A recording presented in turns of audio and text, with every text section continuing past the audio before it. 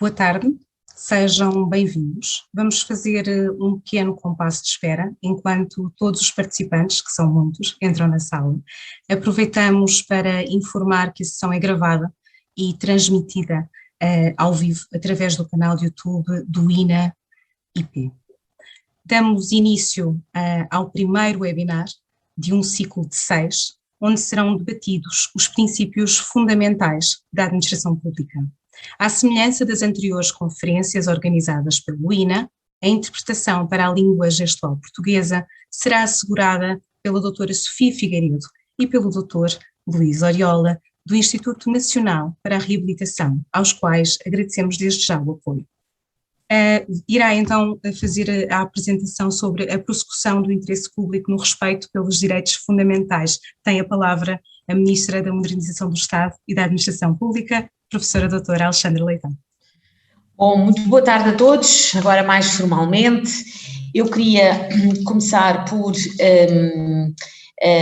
agradecer à professora Luísa Neto, à Comissão Instaladora do INA e a realização deste ciclo de eventos e sobretudo congratulá-lo por este ciclo de eventos e cumprimentar o professor Mário Rosa de Almeida, que nos prestigia a todos e muito especial o INA ao aceitar participar ter esta intervenção neste evento, assim como também o Daniel Deusdado, que nos faz aqui o favor de aceitar esta moderação. Eu queria começar por dizer que, enquanto, Ministra que tutela a Administração Pública, mas se me permitem, também sobretudo enquanto jurista e muito em especial administrativista, acho que é muito importante que nós demos importância aos princípios gerais que presidem à organização e funcionamento da administração pública. A nossa Constituição é muito clara quanto a estes princípios e são de facto princípios que informam a relação da administração com os cidadãos e que são basilares num Estado de direito democrático como é o nosso. E é por isso que qualquer estudo, qualquer formação na área da administração pública, assim como também aquilo que é ser dirigente e trabalhador na administração pública, devem ter como pressuposto, como ponto de partida, como princípios, lá está, estes princípios que constam do artigo 266 da Constituição e que agora são tema deste ciclo de eventos, dando-lhes a estes princípios a centralidade, a importância que eles de facto têm, não apenas para os juristas, mas para todos aqueles que dirigem, trabalham e se relacionam com a administração pública. E por isso, nesta minha dupla qualidade, concretamente agora das funções governativas que tenho, mas naquilo que continua a ser, que é efetivamente uma jurista e uma jurista essencialmente na área do direito administrativo, isto é de facto muito importante. Começamos pelo princípio da legalidade, como não podia deixar de ser quando falamos de administração pública, e a seguir teremos o princípio, creio que já a próxima sessão será sobre o princípio da igualdade, proporcionalidade, justiça, imparcialidade, boa-fé e portanto aquilo que de facto, como digo, preside nos termos da nossa Constituição, à organização, funcionamento e relações estabelecidas entre a administração e os cidadãos. E, além do mais, com este ciclo de eventos, cujo programa é da mais elevadíssima, qualidade, se me é permitido dizer, e que prestigia aquilo que é a formação do INA e aquilo que permitindo-me aqui mais uma nota de cariz pessoal, aquilo que eu efetivamente imaginei que seria o novo INA, que não só do ponto de vista orgânico tem um conjunto de competências e de autonomia administrativa e financeira renovada, mas também aqui imprime uma visão muito de qualidade, de prestígio àquilo que é o INA e a formação e a capacitação da administração pública. Permitam-me ainda salientar um outro tópico sobre este ciclo de eventos que me parece muitíssimo relevante e que é a circunstância de ser um ciclo de eventos aberto não só aos dirigentes e trabalhadores da administração pública, mas também a trabalhadores de entidades que interagem com a administração pública, estudantes e público em geral. E isto não é despiciando, isto é muito importante, porque no fundo o que estamos a dizer através desta abertura que este ciclo de eventos tem, é que pomos o INA também, a formação da administração pública, também ao serviço dos cidadãos em geral. Porque na realidade a administração pública não deve trabalhar só para dentro, a administração pública tem que trabalhar para dentro, naturalmente para a capacitação dos seus dirigentes e trabalhadores, mas também trabalhar para fora, isto é, para, aliás, como já se fez noutras áreas, por exemplo, na área da proteção de dados, também para os cidadãos que assim ficam mais habilitados a saber quais são as normas, quais são os princípios que regem a sua relação com a administração pública, seja ao nível dos direitos que têm quando interagem com a administração pública, seja ao nível dos deveres que também têm. E por isso, parece-me particularmente feliz, bem conseguida e esta abertura que não só propicia a quem queira de forma gratuita e acessível através agora até das novas tecnologias, o acesso a informação, a formação de grande qualidade e em matérias que nos dizem respeito a todos, a uns enquanto dirigentes e trabalhadores da administração pública, a outros enquanto cidadãos em geral que interagem com a administração pública. E por isso também nesta dimensão eu gostaria muito de acentuar esta função de serviço público de qualidade que o INA presta, repito, não só para dentro da administração, mas também para os cidadãos em geral. E, portanto, sem mais demoras, porque não é mesmo a mim que estão aqui para ouvir, eu termino como comecei, dizendo que é com grande gosto que profiro estas brevíssimas palavras neste início deste ciclo de eventos que nos vai acompanhar durante vários meses, salientando a importância e tornando a dar os parabéns ao INA e à senhora professora Luísa Neto pela escolha dos temas, bem como dos oradores a quem reitero o agradecimento por terem aceitado, e também dizer uma outra coisa, quanto ao modelo, um modelo interativo que vai permitir diálogo, que vai permitir intervenção, com moderadores que também vão saber, pelas suas qualidades, dar dinamismo a este modelo e, portanto, por tudo isto, fico muito, muito satisfeita por isto que vai acontecer e pela iniciativa de grande qualidade e mérito que agora estamos e, portanto, sem mais delongas, que seja muito proveitoso a todos. Deixo aqui também os meus cumprimentos a todos os presentes, e são muitos, vejo aqui no ecrã que temos mais de 800 pessoas a acompanhar e, portanto, isto é sem dúvida já de si sinal do interesse e da importância que o evento tem. Muito obrigada a todos, parabéns, bons trabalhos e que seja profícuo esta hora e qualquer coisa que se seguirá. Muito obrigada. Muito obrigada, Sra. Ministra. Prosseguimos com a intervenção da Presidente da Comissão Instaladora do INA-IP, a professora doutora Luísa Neto. Muito boa tarde a todos. Excelentíssima Senhora Ministra da Modernização do Estado e da Administração Pública, cara professora Alexandra Leitão, caro professor Mário Rosa Almeida e Daniel Deusdado, com uma palavra muito amiga a ambos e muito honrada por terem aceito iniciar este ciclo de webinars, caros participantes a todos. Cabe-me explicar o conceito deste ciclo de webinars, em especial este leitmotiv daquilo que é a nossa sessão de hoje. O INA renovou-se em março deste ano e, beneficiando de uma posição ímpar que ocupa em função do seu património histórico e organizacional, cabe ao INA, assim acredita esta Comissão Instaladora, mobilizar a administração pública para o conhecimento e mobilizar o conhecimento para a administração pública. E neste sentido a consolidação do reconhecimento nos planos nacional, no plano internacional, permitirá ao INA protagonizar e renovar de forma consciente, de forma séria, o desafio de captação e valorização do conhecimento. Este novo enquadramento institucional do INA vem recentral na sua missão primordial de formação, para que possa cumprir cada vez mais e melhor o seu papel em prol de um serviço público que cumpra as suas funções constitucionais de esteio do Estado de Direito. E, ora, assim sendo, importaria sempre começar pelo princípio. E o princípio num Estado de Direito é a Constituição. Uma Constituição que continua a receber ainda da Declaração dos Direitos do Homem e do Cidadão de 1789 a sua configuração mínima, separação de poderes e garantia de direitos. E é sempre no quadro destes dois princípios que nos enquadramos. O INA existe para a administração consolida o Estado de Direito e o Estado de Direito envolve os cidadãos. E é por isso que o primeiro ciclo dos webinars deste renovado INA que hoje começa e se prolonga até março de 2022, só poderia ser dedicado aos princípios fundamentais da administração pública, que estão previstos na Constituição Portuguesa, no artigo 266 da Constituição Portuguesa, com o objetivo de promover o conhecimento, de fomentar a apresentação e a reflexão sobre o enquadramento e atuação da administração pública. Será um ciclo de 6 conversas e debates, em que cada sessão abordará um dos princípios que se aplicam a toda a administração e nos termos de um programa completo que muito nos honra pela colaboração de professores de várias faculdades, repito, de várias faculdades, de norte a sul do país, e que constam do programa que poderão consultar. Recordo, de facto, a expressão do texto constitucional democrático de 76.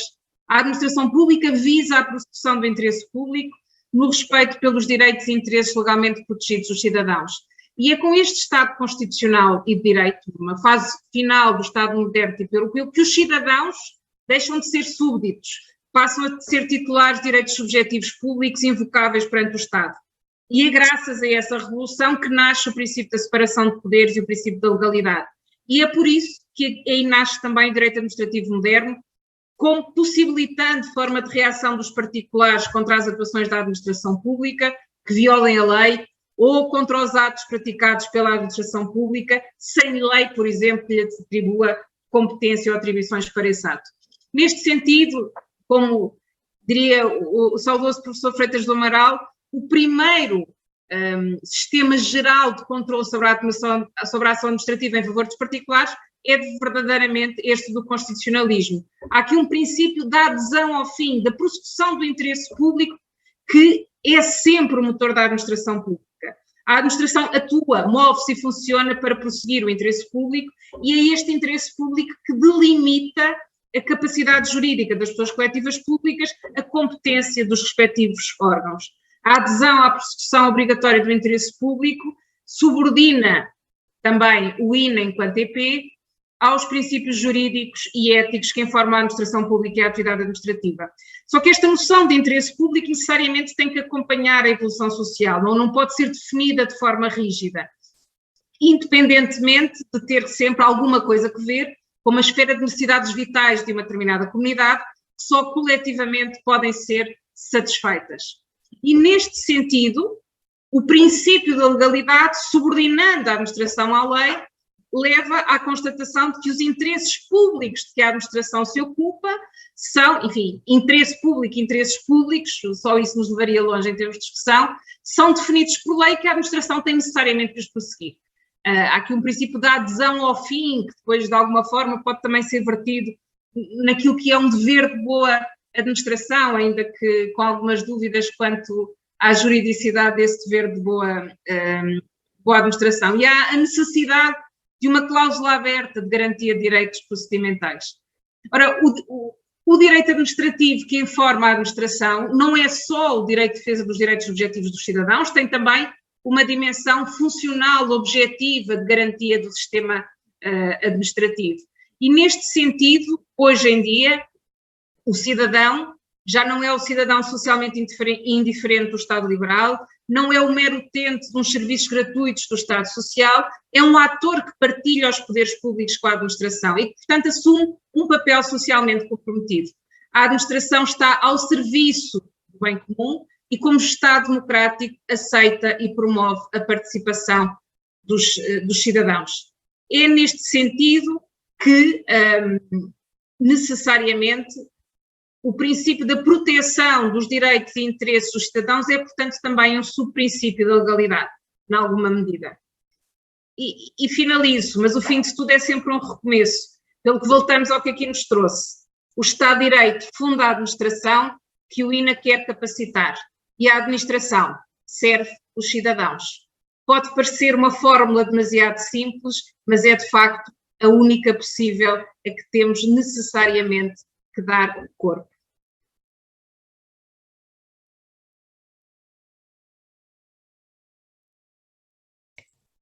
Muito obrigada, professora.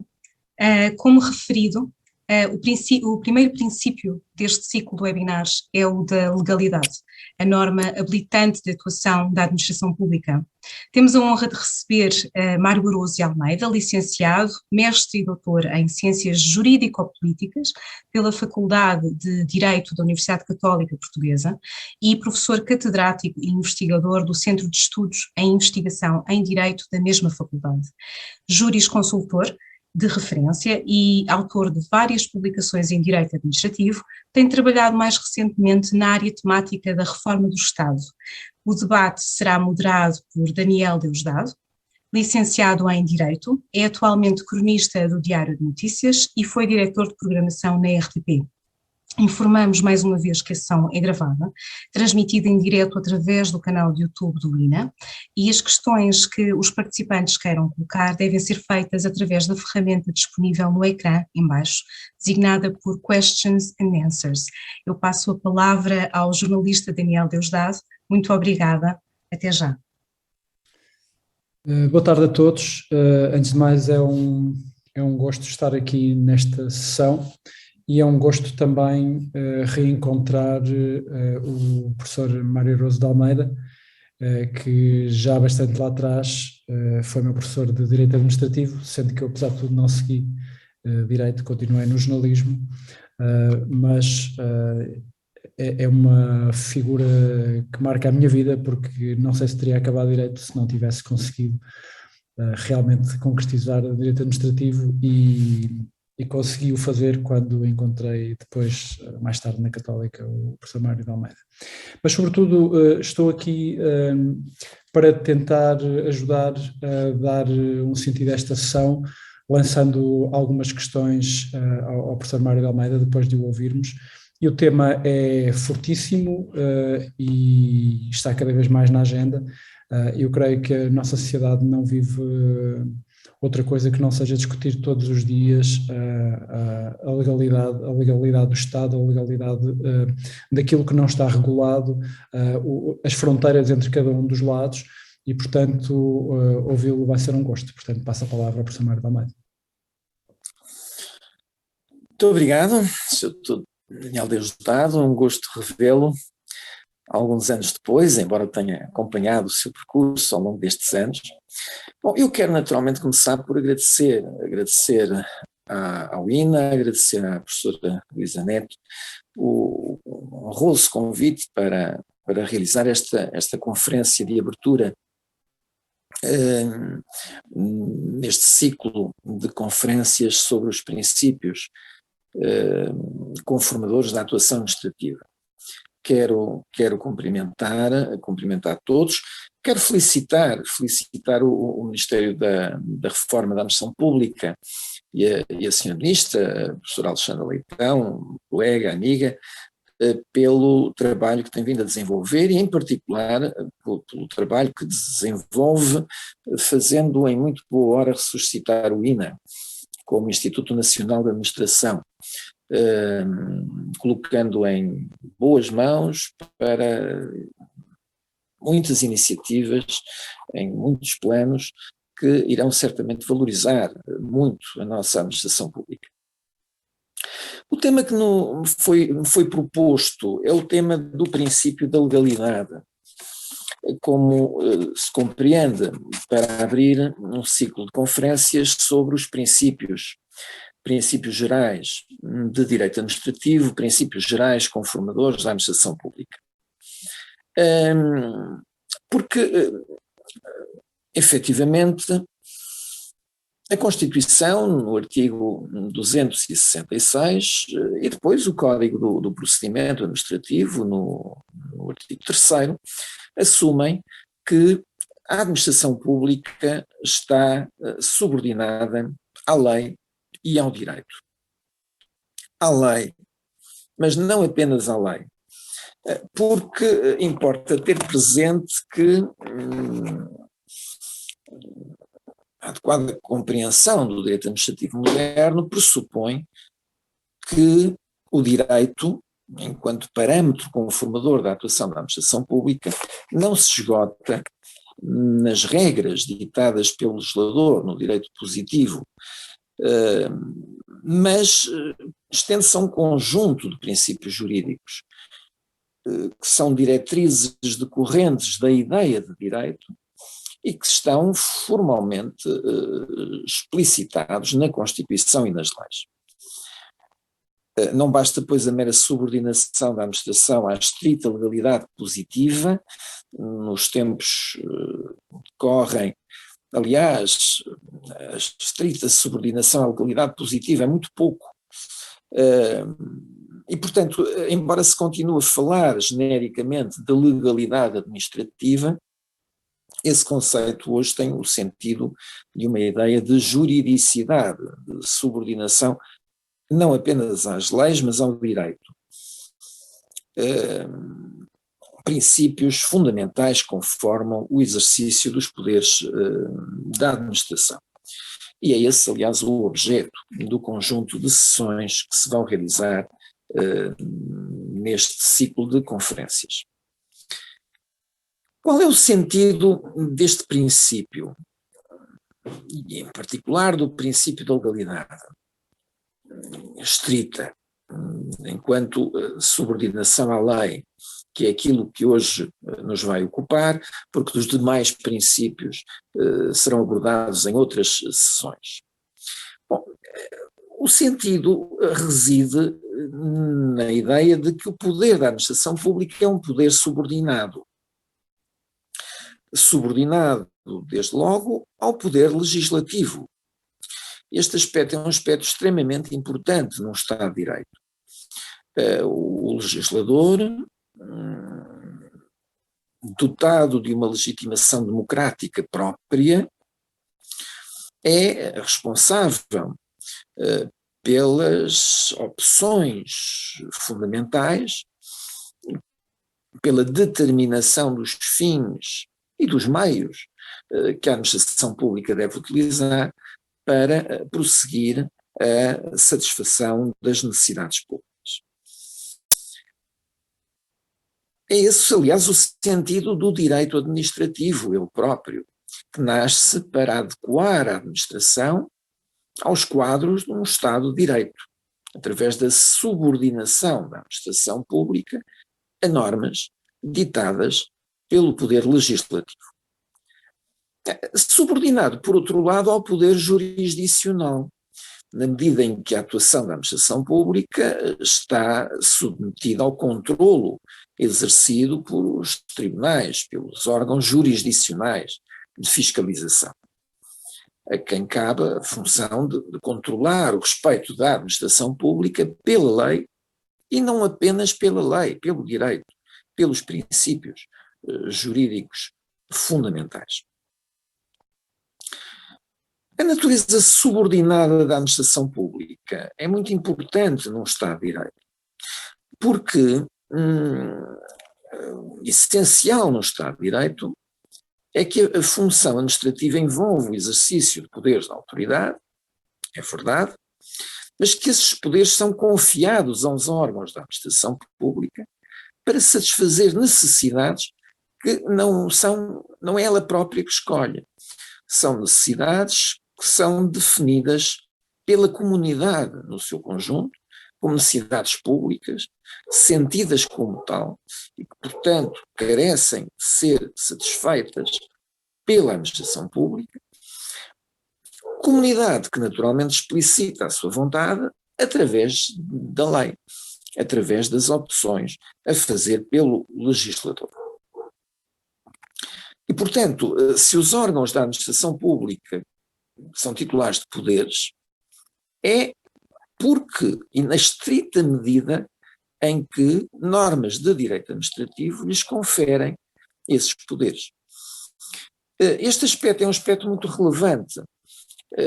A administração pública é constituída por pessoas coletivas, por entidades públicas, dotadas de órgãos. Ela é uma criação do direito. Se em Portugal existem certas entidades públicas dotadas de certos órgãos, é porque foram instituídas pela Constituição e pelas leis. E, portanto, há aqui um pressuposto de base para a existência da própria administração pública, que é a existência de lei. Fala-se a este propósito utiliza-se este propósito 3 conceitos que são, de algum modo, complementares. Por um lado, a ideia de preferência da lei, no sentido em que a lei tem preferência, ou seja, prevalece. A lei prevalece. A administração pública não pode violar a lei. A administração pública não pode atuar contra a lei. Mas isto não basta, e isto é muito pouco. O princípio da legalidade é muito mais do que isto. O princípio da legalidade pressupõe uma reserva total de lei. Ou seja, a reserva de lei. Está reservado à lei determinar em que domínios e por que formas é que a administração deve desenvolver a sua atividade. Fala-se, por isso, em precedência da lei. Toda a atuação da administração é precedida de lei, pressupõe lei. A lei não é apenas um limite, algo que não pode ser violado. A lei é o pressuposto, é o fundamento de toda a atividade administrativa. Pelo que não há poder administrativo sem lei, sem norma legal que o fundamente.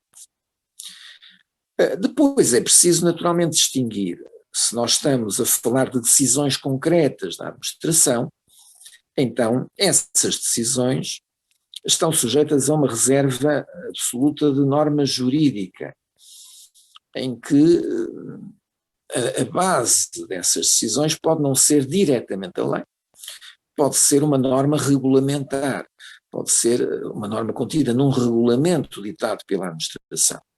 Mas norma regulamentar essa que tem que ter a base legal, que tem que ter o fundamento na lei. No que diz respeito ao poder normativo da administração, como todos saberão, a administração pública tem um poder normativo. A administração pública emana também ela normas, as normas regulamentares. Mas também aqui se aplica o princípio da legalidade. Os regulamentos, as normas regulamentares, devem ser precedidas de ato legislativo, de lei, de norma legal de habilitação. Esta é uma questão que hoje em dia se coloca com grande acuidade, porque tradicionalmente poderia dizer-se, poderia pensar-se que o poder normativo da administração estaria destinado a ser um poder meramente complementar da lei. A lei faria as opções, a lei conteria as normas inovadoras, originárias, e os regulamentos seriam regulamentos de mera execução da lei, dirigidos a procedimentalizar as soluções legais, a completar, pouco mais do que facilitar a sua aplicação. A realidade, porém, é que não é assim.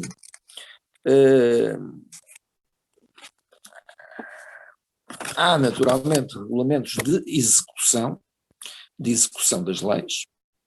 Esses regulamentos indicam a lei que vêm regulamentar, como diz a Constituição, no artigo 112, número 7, e estão sujeitos a determinadas restrições e condicionalismos que também resultam da Constituição, na medida em que não podem designadamente derrogar disposições legais, disposições contidas na lei que vêm executar. Mas não existem só regulamentos de execução, também existem regulamentos independentes. O que é que isto significa?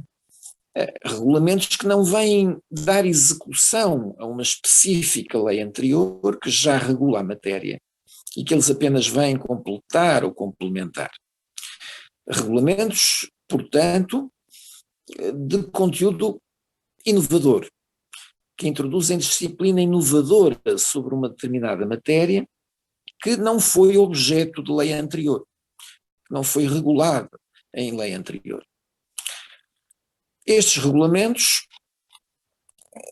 materialmente são, portanto, inovadores. Têm um conteúdo inovador, introduzem disciplina inovadora, fazem opções que não estão previamente feitas em lei anterior. Bom, isto é, no nosso ordenamento jurídico, admitido. É admitido desde logo em relação ao governo, porque a Constituição refere-se especificamente, no artigo 112, número 6, aos regulamentos independentes emanados pelo governo, dizendo que eles devem revestir a forma de decreto regulamentar, mas também é admitido noutros domínios, os chamados regulamentos autónomos, regulamentos emitidos pelas regiões autónomas e também pelas autarquias locais, entidades que integram a chamada administração autónoma e às quais se reconhece um poder de autorregulamentação, a possibilidade de emanar regulamentos de âmbito regional e de âmbito local para a prossecução de fins próprios de âmbito regional e local no desenvolvimento das suas atribuições. Há matérias da reserva de competência em que se deve entender, naturalmente, que estes regulamentos não são possíveis, mas dentro dos âmbitos de competências próprias das regiões autónomas e das autarquias locais, admite-se que pode haver regulamentos independentes. E depois há a questão dos regulamentos independentes emanados por entidades reguladoras, na medida em que a lei confere às entidades reguladoras, em particular às entidades reguladoras em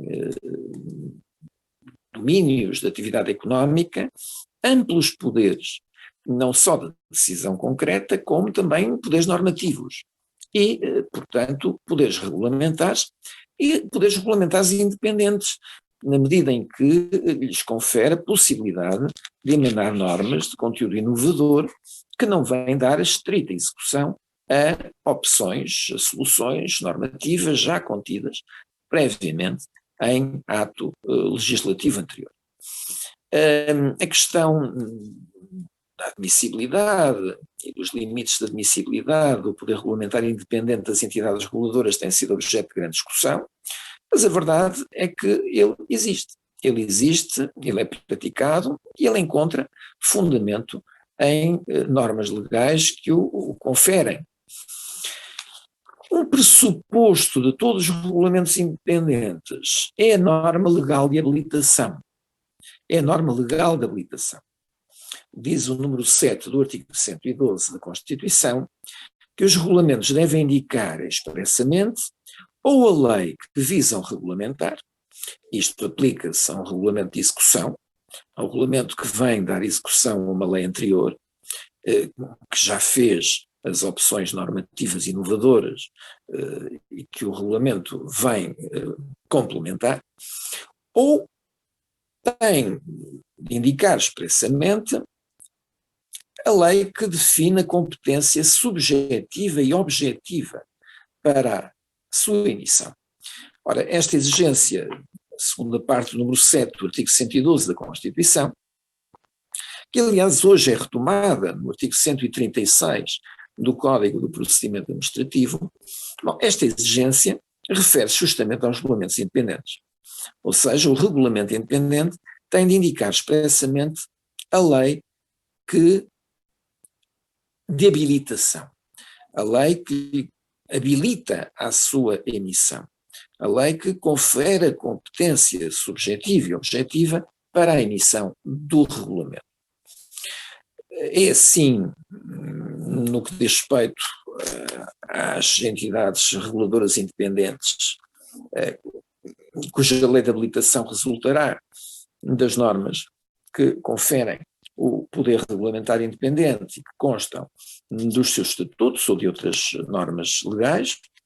É assim no que diz respeito aos estatutos político-administrativos de cada região autónoma, que conferem poder regulamentar próprio às regiões autónomas.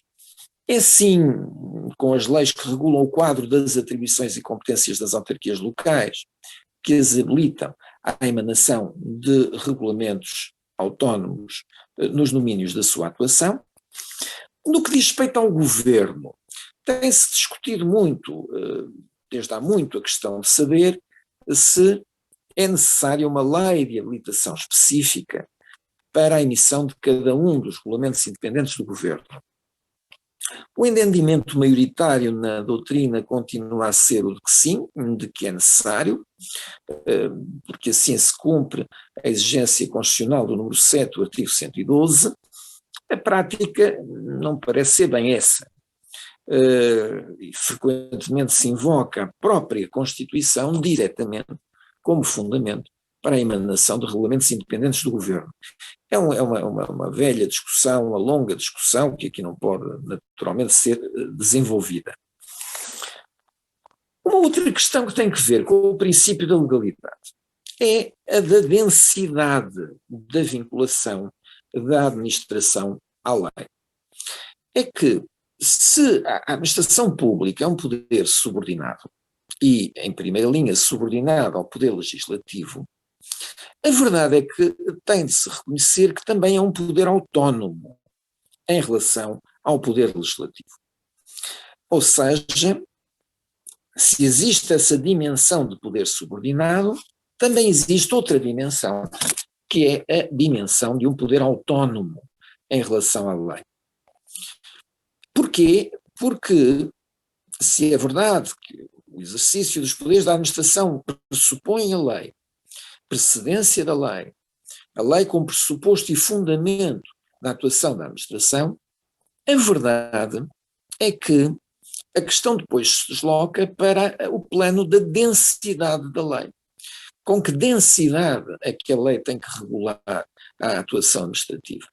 Até que ponto de detalhe, de precisão deve a lei ir ao habilitar a administração ao exercício dos seus poderes?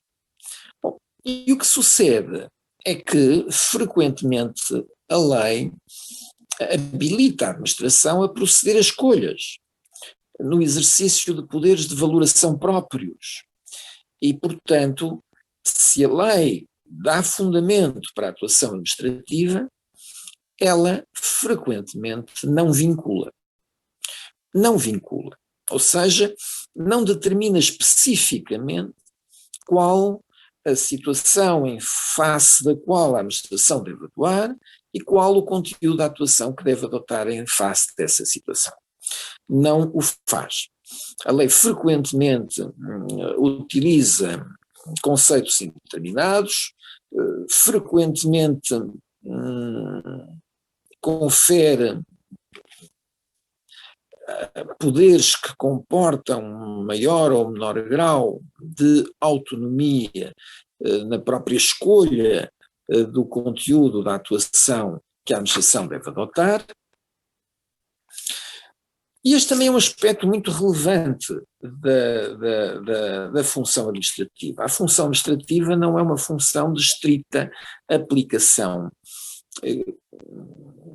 canina da lei. Não é uma função de estrita subsunção de situações bem determinadas às normas legais. A administração pública desempenha um importante e insubstituível papel de adequação das normas à realidade, de ponderação em função das situações concretas de interesses públicos e privados envolvidos, e isto não é contrário ao princípio da legalidade. Pelo contrário, isto decorre do princípio da legalidade porque é a própria lei de habilitação, a própria lei que confere os poderes à administração, que opta por conferir, em muitas situações, poderes suficientemente amplos no propósito de permitir à administração que proceda ao preenchimento em concreto, através de uma interpretação valorativa, daquilo que resulta da lei. Tradicionalmente são identificadas duas vias através das quais a lei confere estes espaços de autonomia à administração. Uma delas tem lugar quando a lei confere explicitamente à administração um poder de escolha quanto ao que deve fazer, quanto ao conteúdo da sua atuação. E dá-lhe então aquilo que se costuma chamar uma faculdade de ação. Ou então, e essa faculdade de ação tanto pode ser escolher entre agir ou não agir, como escolher entre duas ou mais medidas que poderá adotar. Uma margem para decidir se atua ou não e de escolha da atuação. A outra situação de abertura ocorre quando a lei utiliza conceitos indeterminados, seja na descrição dos pressupostos da atuação, a descrição das situações perante as quais a administração deve atuar, seja na determinação do conteúdo da atuação a adotar. Porque também aqui exige-se que a administração proceda a valorações, à ponderação, no caso concreto, para a verificação da existência ou não desses pressupostos ou a determinação do conteúdo da atuação. Tradicionalmente, estabelece uma distinção muito marcada entre estes dois tipos de situações, dizendo-se que num caso há uma possibilidade de escolha, noutro caso não há.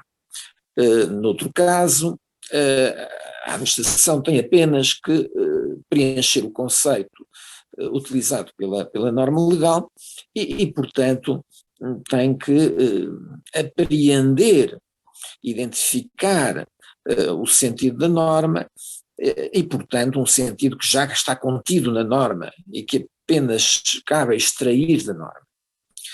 Ora, essa é uma matéria também muito controversa, também não há condições em tão pouco tempo para abordar aqui. Em todo caso,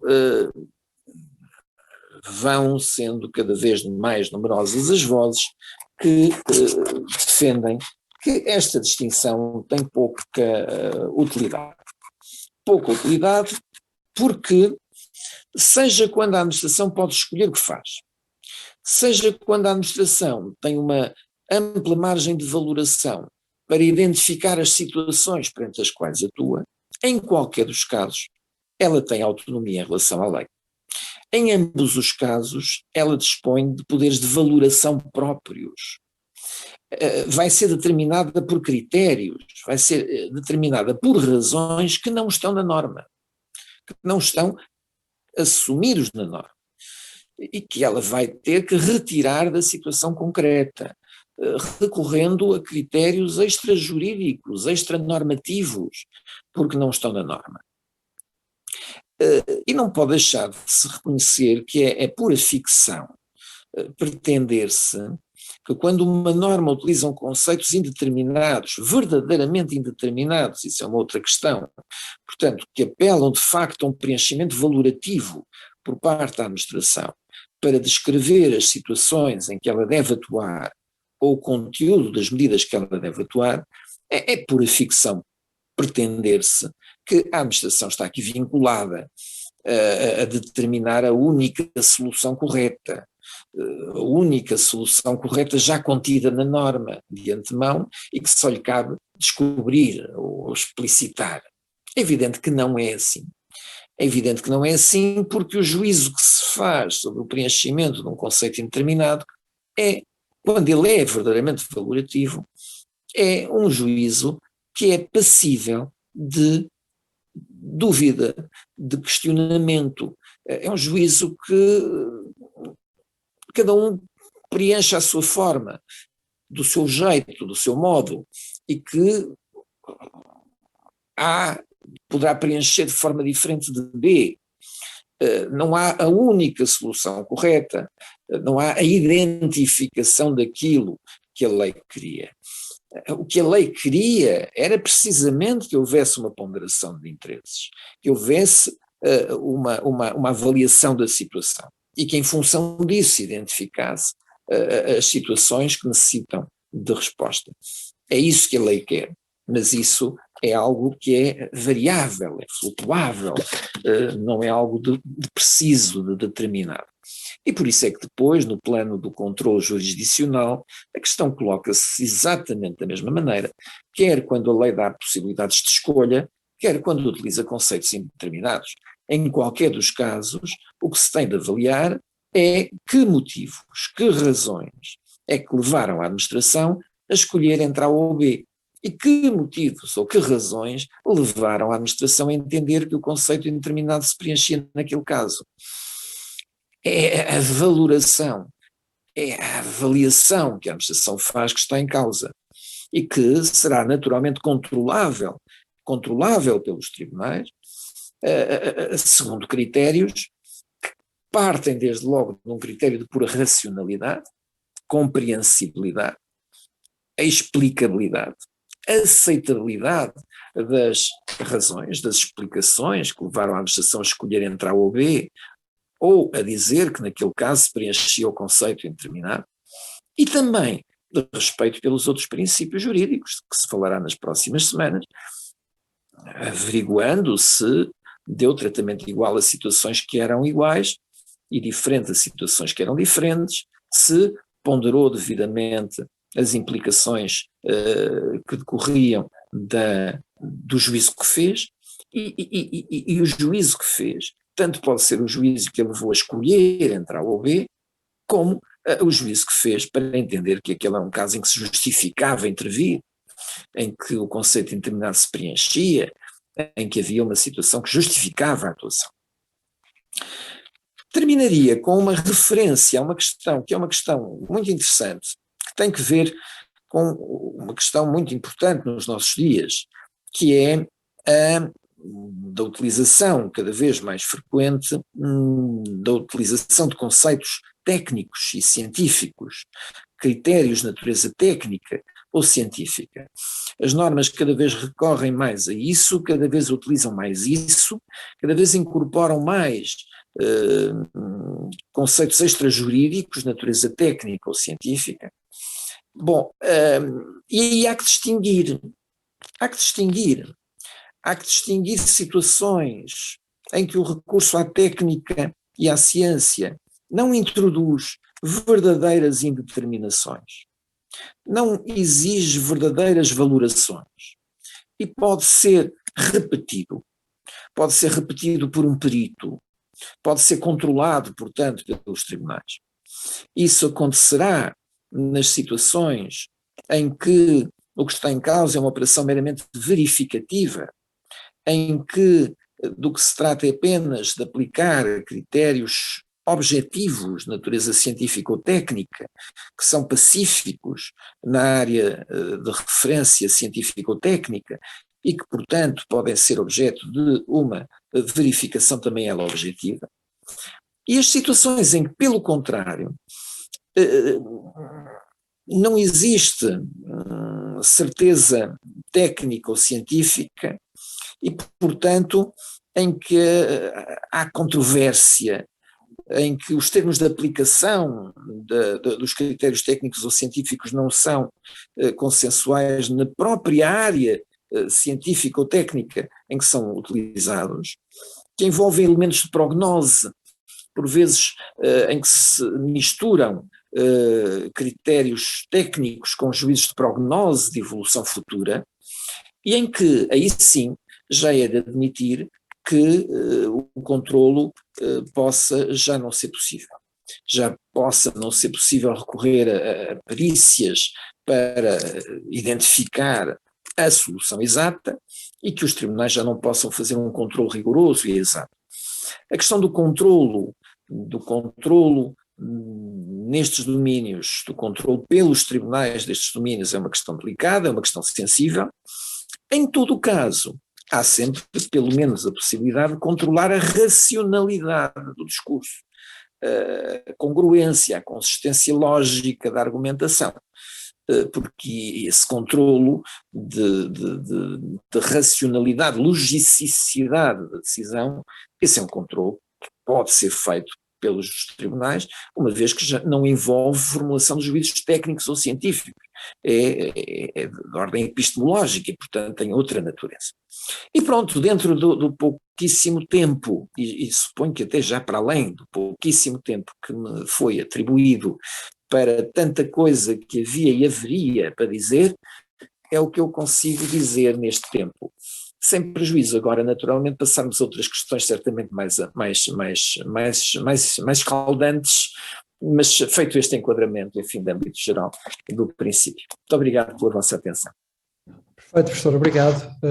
Foi uma viagem rápida por apenas um destes princípios, mas que daria pano para mangas, como nós sabemos nas aulas, é um princípio incontornável, enorme, de enorme importância. Eu acho que a sociedade está num enorme debate globalmente sobre o princípio da legalidade. O que nós vemos, e esta era a primeira reflexão que pela qual eu queria abordá-lo, é de que nós confiamos como cidadãos totalmente no princípio da legalidade, e o que nos está a fugir dos pés não é o cumprimento pela administração do princípio da legalidade, é a legalidade. No sentido em que novos poderes políticos instituem mudanças muito substanciais sobre o que entendíamos ser a justiça, a proporcionalidade e todos os outros princípios, mas que na base nascem dali, estão consubstanciados no princípio da legalidade, e portanto aquilo que eu lhe pergunto é em que medida é que os cidadãos podem sentir-se defendidos por um princípio da legalidade em que sabem que a administração será sempre, entre aspas, fiel ao princípio da legalidade, mas não conhecem a fidelidade da legalidade em si mesmo. Essa é uma questão muito interessante e é uma questão muito, muito pertinente, porque de há muito tempo para cá se fala num processo de erosão do princípio da legalidade, desgaste do princípio da legalidade.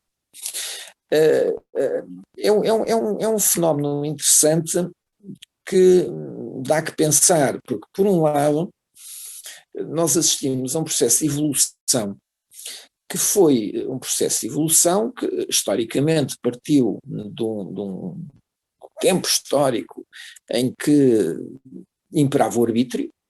Entre nós isso corresponde aos tempos gloriosos do Marquês de Pombal, portanto do despotismo régio, e portanto em que não havia normas que vinculassem o poder do rei e da administração do rei, e em que era o puro arbítrio e a vida, a liberdade, o património das pessoas estava em perigo permanente. E fizemos uma caminhada que foi uma caminhada, alguns autores qualificaram como miraculosa. O Estado, ele próprio, detentor do poder, todo o poder, aceitar limitar o seu poder, aceitar ele próprio amarrar-se a normas e, portanto, ele próprio acorrentar-se. Ele que tem o machado na mão, pousar o machado e acorrentar-se. E quando nós vemos o que acontece pelo mundo fora, em tantos países onde não há Estado de Direito, e agora o que acontece no Afeganistão, por último, e tantas coisas por aí, temos que valorizar muito isso, porque vivemos num Estado de Direito em que o Estado não tem poderes absolutos, não tem o poder de vida e de morte arbitrário dos cidadãos e da sua liberdade e do seu património, porque se aceitou limitar ele próprio, acorrentar ele próprio ao princípio do Estado de Direito. E a evolução foi-se fazendo, subordinando cada vez mais a administração a mais normas, a mais regras escritas e princípios. E construindo princípios, e cada vez mais princípios, e cada vez que se revê a Constituição ou se revê o Código de Procedimento Administrativo, criam-se mais princípios. Mas depois há um paradoxo, que é um paradoxo muito curioso, é que depois diz-se que os princípios são de aplicabilidade excepcional, porque, de acordo com a separação de poderes, os tribunais só devem aplicar os princípios em situações manifestas, em situações extremas. Portanto, dizer isto a tribunais que já por si não têm assim uma grande apetência para intervir e para interferir na vida da administração é dizer-lhes para não aplicar os princípios. E, portanto, os mesmos que constroem princípios e que os introduzem em catadupas na Constituição e na lei, preocupam-se depois em sublinhar muito claramente que os tribunais têm que ter ali respeito pelos limites materiais da sua jurisdição e nada de aplicar princípios. Por outro lado, o conteúdo das regras escritas foi tornando-se cada vez mais aberto. Cada vez mais aberto e mais aberto e mais aberto. O que, aliás, se compreende porque aquele ideal mirífico de ter a administração vinculada a regras estritas para controlar a administração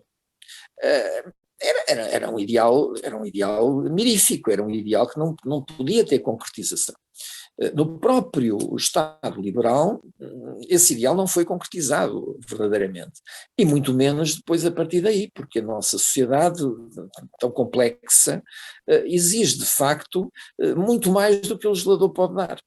Quer dizer, o legislador não tem capacidade para regular de uma forma adequada em todos os domínios em que isso é necessário, a atuação da administração e, portanto, recorre cada vez mais àquilo que até já se tem chamado normas de programação final, que é, no fundo, só dizer à administração, olha, o objetivo é este, agora vê se consegues fazer o que for possível para atingir este objetivo.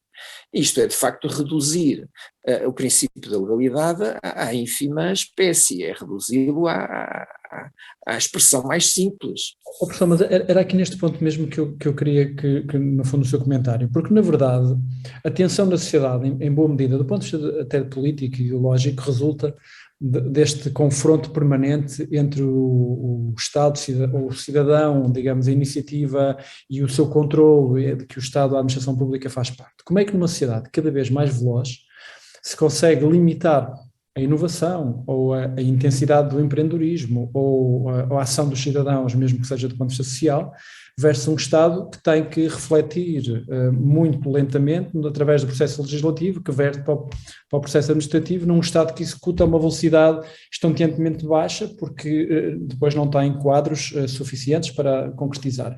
Isso, no fundo, é esta fratura que está a extremar e nos está a levar ao ponto onde nós estamos a chegar, que é uma sociedade radicalmente separada entre os que acham que o Estado, a qual faltam ferramentas e é preciso investir cada vez mais do Estado, e os que acham que, pelo contrário, é preciso abrir cada vez mais à liberdade da iniciativa sob pena do progresso do país, de vários vetores, se ficarem para trás e, portanto, perdermos o comboio. Como é que se agiliza este Estado, esta administração pública? Essa é a grande questão. Eu acho de facto que essa é a grande questão. Há aí dois planos que eu distinguiria.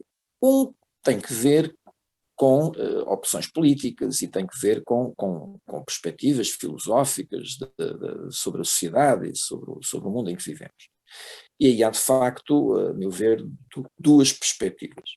Há a perspectiva que eu, para simplificar, qualificaria como estatista, que é a perspectiva de que o Estado deve conduzir a sociedade e de que deve ser o motor da atividade, designadamente da própria atividade económica da sociedade. Hoje em dia essa perspectiva, enfim, em estado puro, já é difícil de encontrar em algum lugar, mas num estado que não seja tão puro encontra-se muito. E essa perspectiva em Portugal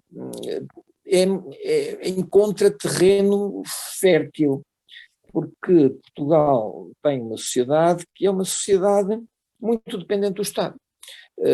Portugal, por razões históricas que são conhecidas, não teve revolução industrial, não teve construção de uma sociedade, de uma classe burguesa propriamente dita, não criou tradições de empreendedorismo no século XIX, quando isso aconteceu noutros países, e depois viveu mergulhado no Estado Novo durante grande parte do século XX, e portanto é uma sociedade muito dependente do Estado.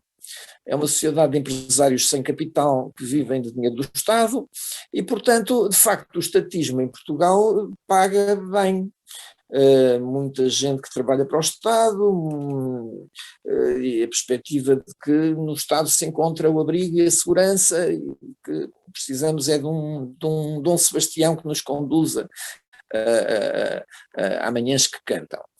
Bom, portanto, de facto, em Portugal nunca, até hoje, e receio que ainda esteja para vir, e não sei quando, um modelo de sociedade assente em padrões de outra natureza.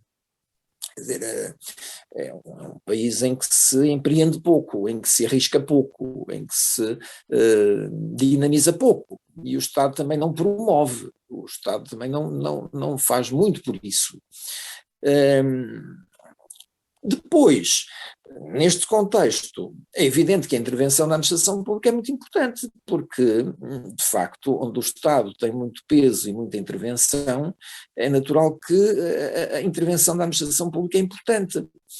Só que a nossa administração pública está muito depauperada. A nossa administração pública tem sofrido, ao longo dos anos, a imposição de muitos constrangimentos. E, por outro lado, este modelo, e aí chegamos à questão, este modelo tradicional de organização de funcionamento da administração pública é, como diz, um modelo que, assentando numa concepção garantística, de garantia dos direitos das pessoas, de garantia da transparência dos procedimentos, de garantia de promoção de uma boa gestão administrativa, se torna pesado, lento, e isso tem sido difícil de agilizar. Mas também há possibilidades de o fazer, O problema é que fazê-lo exige qualidade de quem o faça, exige criatividade, exige conhecimento, exige estudo.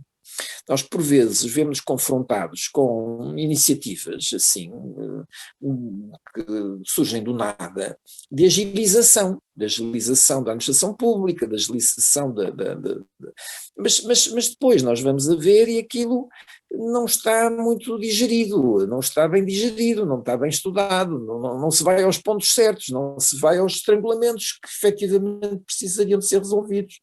Eu dou o exemplo, mas eu não queria entrar muito por aí porque, enfim, queria conter-me, estamos no INA, mas é o caso deste último regime de revisão da contratação pública, na perspectiva de que é preciso agilizar, de que é preciso conseguir fazer contratação pública mais depressa, mas enfim, a que preço, não é? A que preço? Porque quando se prescinde de certas exigências que toda a gente acha que são burocráticas e que são lentas e que são aborrecidas e que as pessoas não gostam de fazer na própria administração pública, sacrificam-se os valores que essas exigências seguem e protegem, não é? Porque se não se quer fazer uma avaliação de custo-benefício antes de se celebrar um grande contrato, porque dá muito trabalho, porque demora muito e porque não se sabe como é que se faz. Pois muito bem que não se faça. Agora fica-se sem ter avaliado o custo-benefício e, portanto, fica-se sem saber se o custo não é maior do que o benefício. Bom, que era o objetivo que se pretendia evitar exigindo a avaliação custo-benefício. Quer dizer, nós não podemos ter, como adaptando um provérbio estrangeiro, não podemos ter o frango e comê-lo ao mesmo tempo. Ou temos o frango ou comemos-lo. E, portanto, se prescindimos de certas coisas, depois temos a vantagem de prescindir delas, mas ao mesmo tempo também não temos a vantagem que delas resultaria. Agora, que o equilíbrio é difícil, é evidente que é difícil. É muito difícil, por isso é que toda a gente fala numa crise do Estado, toda a gente fala numa crise do princípio da legalidade, quer dizer, a incapacidade, a dificuldade do legislador e dos mecanismos formais de gênese liberal de conformação da administração pública, dar resposta a novas exigências de uma sociedade que em mais de 100 anos mudou muito, que é muito mais, como diz, muito mais veloz, muito mais dinâmica, muito mais complexa e que exige outra capacidade de resposta. Agora, o caminho que se tem encontrado para essa capacidade de resposta é justamente ir erudindo o princípio da legalidade. É abrindo as normas, dando mais poderes à administração com mais latitude e menos controlo, desvalorizando até as eventuais ilegalidades que são cometidas, uma vez que se vai vendo aqui, ali e acolá normas que vão relativizando certas ilegalidades em função enfim, da estabilidade e da segurança e de deixar as coisas como estão, mas com isso é todos os dias um pouco o princípio da legalidade que morre. Mas só para terminar, já tenho aqui das minhas questões, já tenho aqui várias questões colocadas pelos participantes, e para terminar numa resposta breve quanto possível, na verdade, olhando para a história do direito administrativo, isto não é uma questão de ciclos, ou seja, quanto mais o Estado prevalece, mais a reação contra isso acaba por surgir, rebentando a bolha do Estado, criando a bolha liberal para, por sua vez, criar a bolha do Estado. Não estamos sempre nisto? A evolução pode ser vista um pouco dessa maneira, Há quem veja nos tempos de hoje um regresso ao passado, de facto, há quem veja nos tempos de hoje, enfim, a história nunca se repete verdadeiramente, não é? A história assume sempre novos contornos em que retoma alguma coisa de antigo e alguma coisa de novo. Hoje em dia a administração pública evidentemente não é a administração pública do Marquês de Pombal, não é o reino do arbítrio. É evidente que o Estado hoje não tem os poderes absolutos que tinha nessa época, isso é indiscutível, portanto, agora que haja um maior poder de intervenção do Estado com menos parâmetros garantísticos, isso muita gente aponta, não é? Vamos pensar, por exemplo, nas questões que têm que ver com o ambiente. A proteção do ambiente, a precaução ambiental, em que se exige hoje das entidades públicas muito maior cuidado, muito maior atenção, e que depois, se as coisas correm mal, toda a gente vai cair em cima da administração pública. Agora, isso exige dar a essas entidades, nesses domínios, de facto, grandes poderes de latitude para condicionar as atividades privadas, para condicionar a atribuição de licenças ambientais, ou seja, é um domínio, só para dar um exemplo, nos domínios da moderna sociedade do risco, em que a intervenção pública é importante e tem que ter a latitude suficiente para poder, de facto, desempenhar o papel que a comunidade também quer que ela desempenhe, de proteção contra os riscos, mas isso faz com que tenhamos aí, como em muitos outros domínios, de facto uma administração cada vez mais autónoma em relação à lei, mais até aplicadora de critérios técnicos e científicos, por isso eu também falei nisso, do que propriamente de opções políticas jurídicas no sentido clássico do termo. E com dificuldades de controlo da aplicação desses critérios por quem quer que seja, porque estamos num domínio que também escapa ao modelo clássico do controlo dos tribunais ou ao controlo jurisdicional. Não é? Sim, os próprios tribunais não têm muitas vezes a capacidade de aferir com suficiente rigor a decisão certa. Não têm nestes domínios, muito menos. Quer dizer, eu acho que podiam ir muito mais longe do que vão, deviam ir muito mais longe do que vão em muitas matérias, agora não em todas, não é? Ninguém está à espera, naturalmente, que o juiz seja especialista em tudo. Agora, em muitos domínios é possível ao tribunal socorrer-se de técnicos, de especialistas para poder intervir em muitos domínios. Agora, não em todos e não naqueles que têm maior complexidade e que envolvem juízos que misturam as dimensões técnicas e científicas com dimensões de prognose, de avaliação de risco, de avaliação futura, em que há responsabilidades que têm de ficar de facto com a administração e que dificilmente podem ser transmitidas a outros. Não? Porque, entretanto, o tempo já passou. O tempo já passou nos casos e também aqui. tenho aqui muitas questões, vou começar por esta. As perguntas não vêm para o chat com o nome dos participantes, mas eu vou esforçar-me por colocar o maior número possível. A primeira é: se um regulamento pretende garantir que os princípios da igualdade, da proporcionalidade, da justiça, da imparcialidade e da boa-fé são cumpridos, como se sustenta juridicamente a valoração própria perante cada caso? O risco de levar tudo para tribunal torna-se complicado. É uma pergunta com comentário. Bem, eu vou fazer uma interpretação livre das perguntas, uma vez que não posso pedir especificações aos perguntadores, não é? Bom, a questão é uma velha questão, não é, da autovinculação da administração, da velha questão da vinculação da administração a critérios de âmbito geral, quando se exigem soluções concretizadas em função de cada caso, não é? Essa também aí é uma questão de equilíbrio, não é? As normas existem, as normas são gerais e abstratas, frequentemente a própria lei exige regulamentação e, portanto, a administração tem que fazer regulamentos com normas gerais e abstratas, e depois, a partir do momento em que o regulamento existe, a norma existe, há um princípio de interrogabilidade singular, não sei se lembra disso, da interrogabilidade singular, que é um nome que fica na memória. Ou seja, não se pode derrogar a norma do regulamentar em casos concretos. A norma é igual para todos e, portanto, tem que ser aplicada igualmente para todos os casos. Isso pode retirar alguma flexibilidade para a adequação aos casos concretos. Agora, tudo depende também de como a norma é redigida, não é? Uma norma que seja uma norma de conteúdo muito objetivo, permite parametrizar muito bem as coisas e, portanto, ver muito bem onde é que está o respeito pela igualdade, por exemplo, na aplicação da norma. Agora, se a norma já não for, cá está, como tantas vezes não é, de conteúdo muito preciso, então aí depois ela presta-se a aplicações que vão ponderar as situações em concreto, e aí já se adequa mais ao concreto, mas já há maiores riscos de haver aí, porventura, situações de desigualdade, situações de falta de ponderação adequada, que poderão dar origem a litígios. Não é?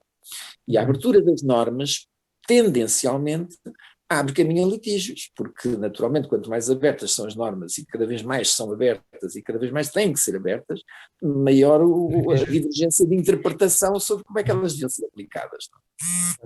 Qualquer dia temos tribunais, ao contrário, não é? Que nós tínhamos uma pirâmide em que as primeiras instâncias e as segundas, e portanto no topo da pirâmide estava o Supremo, mas à medida que tudo isto vai ficando assim, toda a gente vai recorrendo, e tudo se vai cada vez mais ocupar de casos e casos lá em cima, no Supremo, na relação no Supremo, no Tribunal Constitucional, nas várias, e portanto isso é a ingovernabilidade do sistema, não é?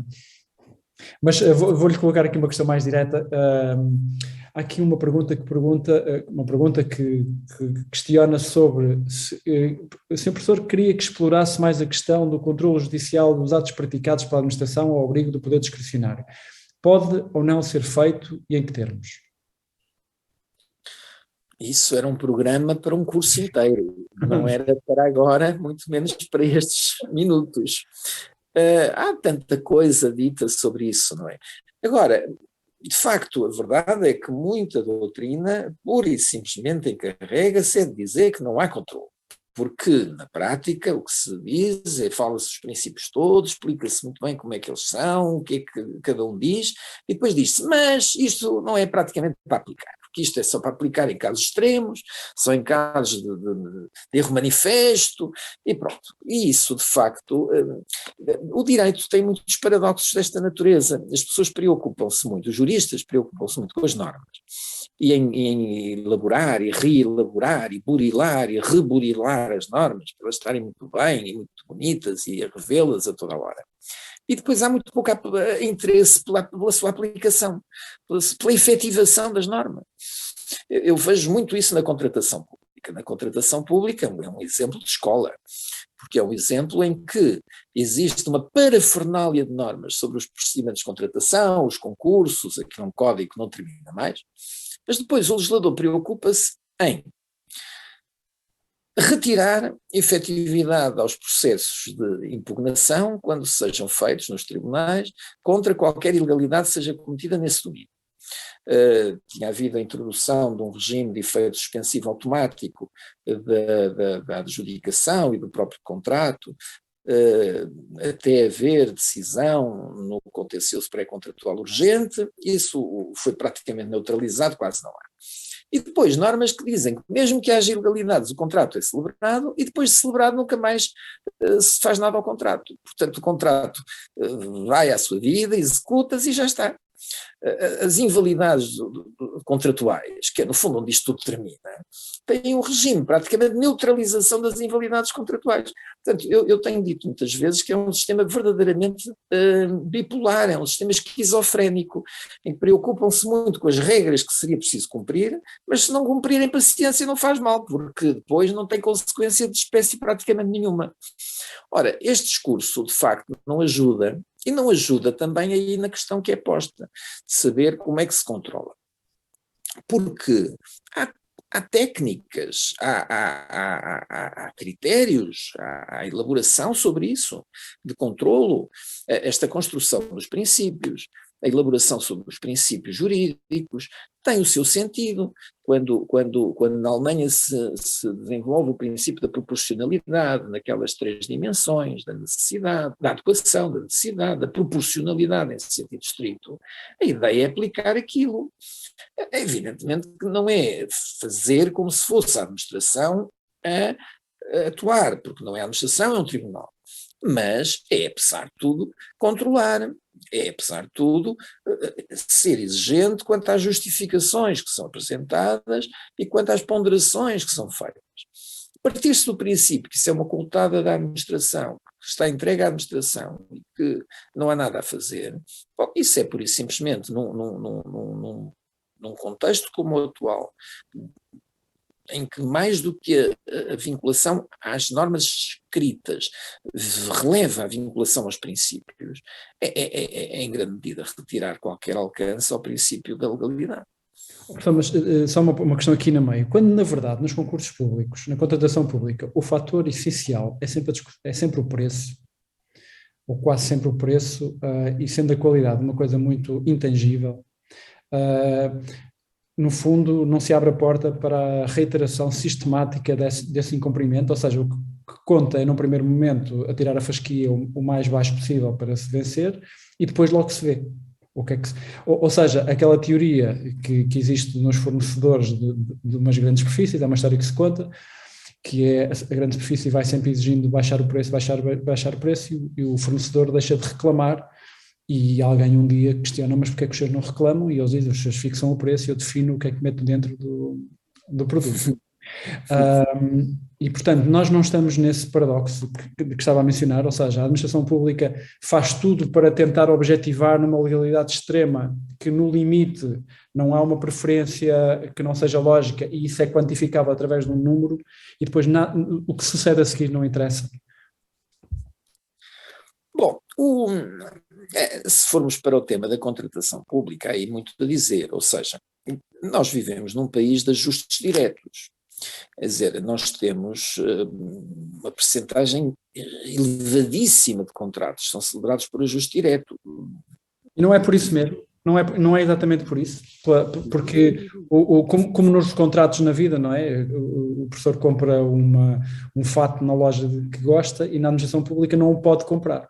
Tem que arranjar uma maneira de comprar pouquinho de cada vez para aquilo ser bom, porque sabe que é bom, ou porque eventualmente pode aqui haver, excepcionalmente, um interesse, uma negociata, mas admitindo que em regra as coisas têm uma lógica, não é para dar a volta a isso mesmo. Enfim, eu acho que no domínio da contratação pública o que há é uma cultura muito enraizada de aversão à concorrência. E aversão à concorrência. Acha-se que ir ao mercado em regime de concorrência para encontrar várias propostas, para escolher depois a melhor delas, que é uma maçada, perde-se muito tempo, é uma burocracia desnecessária, porque nós já sabemos o que queremos e onde é que encontramos e pronto. E, portanto, se deixasse o legislador e os agentes à solta fazerem aquilo que eles gostariam verdadeiramente de fazer, se não estivessem integrados na União Europeia, etc., É incontrolável. a 100% das situações. Como, apesar de tudo, há um enquadramento que não permite fazer isso a 100%, faz-se a 80%, ou 80% e tal, mas é isso que se faz na prática. E quanto ao resto, ainda se acha que aquilo continua a ser mesmo um incómodo, mesmo para o resto, só que os valores são tão altos que não pode ser ajuste direto, e então tenta-se arranjar maneira de fazer como se fosse. Bom, e é essa propensão, ou seja, não se valorizam as vantagens da concorrência. O que eu estava a dizer há pouco sobre a avaliação custo-benefício.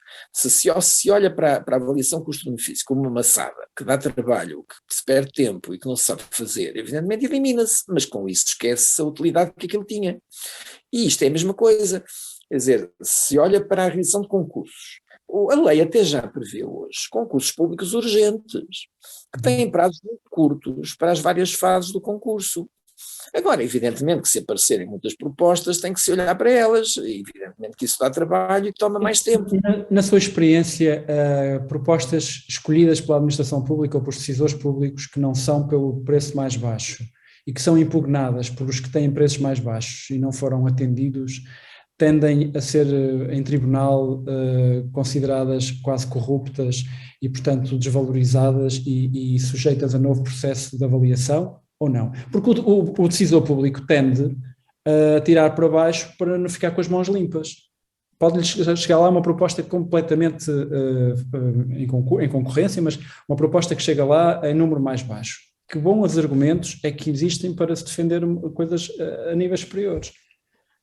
Não, há um regime que é o do preço normalmente baixo, ou seja, a entidade adjudicante pode alegar que aquele preço é normalmente baixo e pedir justificações ao proponente que expliquem como é que ele consegue oferecer aquele preço. Portanto, há mecanismos para procurar evitar que a entidade adjudicante fique refém de propostas de preço mais baixo que possam ter por trás situações que possam, enfim, não ser sérias, e portanto há aí regimes dessa natureza. Agora, os litígios muitas vezes não têm que ver precisamente com isso, têm que ver com muitas outras coisas, exclusões por outros fundamentos, por razões formais, por razões procedimentais, porque há muitos requisitos formais, e portanto há muitas coisas, ou então porque o critério não é só esse, em concursos mais complexos, o critério nunca é só o do preço, é o do preço, é a generalidade das coisas, mas depois há concursos em que não é, e então aí já tem que ver com os próprios critérios de avaliação, enfim, são outras questões, não é? Agora, o que eu estava a dizer, até procurando ir ao encontro da questão que tinha sido posta, é isto, ou seja, em todos os domínios é possível haver controlo. Agora, depende de facto do grau de controle que é possível fazer. Agora, se em vez de procurar ir o mais longo possível nesse controlo, se parte logo à partida da ideia de que há ali uma barreira e de que o controle não é possível, bom, isso é música para os ouvidos dos nossos juízes, porque é isso mesmo que eles têm uma certa propensão para fazer. Não digo tanto no domínio da contratação pública, mas noutros domínios, como se colocava na questão anterior, em que existe de facto aí maior amplitude, não é, de valoração da administração, e em que, enfim, é tentador ir para o critério de que o controle não é pura e simplesmente possível.